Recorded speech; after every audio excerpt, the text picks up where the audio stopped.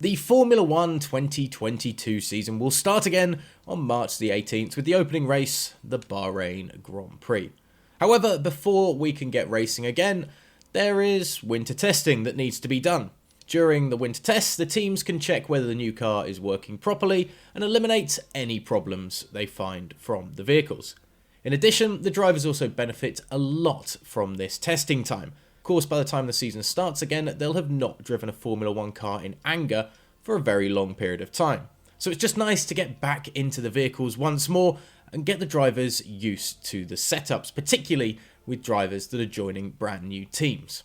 Now, normally it is customary for the winter test to consist of 6 to 8 test days, during which one car is allowed on track at a time.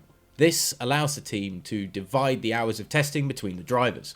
In 2021, only 3 days of testing were scheduled due to, of course, the corona pandemic. Formula 1 wanted to keep costs as low as possible, and given the small, minimal changes to the cars for the 2021 season, they didn't consider it necessary to conduct extensive testing.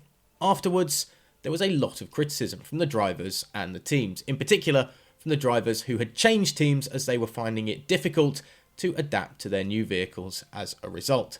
In 2022, the technical regulations will be overhauled, which means that the cars are going to look very different from what we've seen in the last few years. So teams still know relatively little about what to expect in terms of their vehicle's performance on track. Of course, there's already enough data from the wind tunnels and simulations that have been carried out, but that is very different from the real life thing. The teams will therefore need the winter test very badly to collect as much data as possible and to prepare the cars for the new season. That is why Formula 1 has opted for a special format this year. The winter test is to be split into 2 sessions. At the end of February, the whole Formula 1 circus will travel to the Circuit de Barcelona, Catalunya. The first 3 days of testing will be held. Now, during these days, the teams can collect as much data as possible and see in which areas there is still work to be done. They are then given a number of weeks to solve the problems back at the factories. A second test will follow in March from the Bahrain International Circuit, where the first race of the season is also scheduled to take place a few days later. Now, why was this decision chosen? Traditionally, in recent years, testing has always been done in Barcelona, which has always been very successful. The track is relatively quick, it's easy to get to, and it allows teams to fly over from Italy and Great Britain without causing too many problems in terms of getting parts to the testing facility. Testing, however, was carried out in Bahrain last year due to the pandemic, which the teams actually also liked very much. The problem, however, is that it is much more difficult to fly parts over to Bahrain from Europe, where most of the teams are based. Now the teams can take any parts they want still to the test, following that first test session, directly to Bahrain, making this a little less of a problem. By testing on 2 different tracks, the teams can also see how their cars react to different conditions.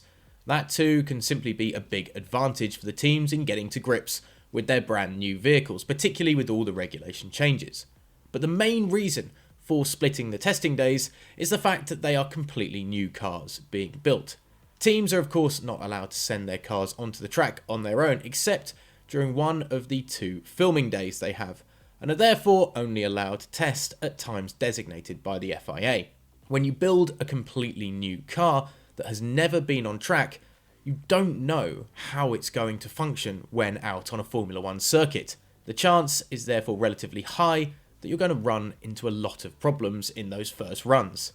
If, as was the case in the past, you test for 2 weeks in one location, then you have to solve those problems relatively quickly, otherwise you're out of luck. Now the teams can really look for solutions extensively and then test them again before they start the new season. It is of course not desirable for the teams to have to travel to the same circuit twice and keep building and dismantling the garages there. That is why it was decided to do the second test session immediately at the place where the season is going to kick off, so that everything is ready for that first racing weekend of the year.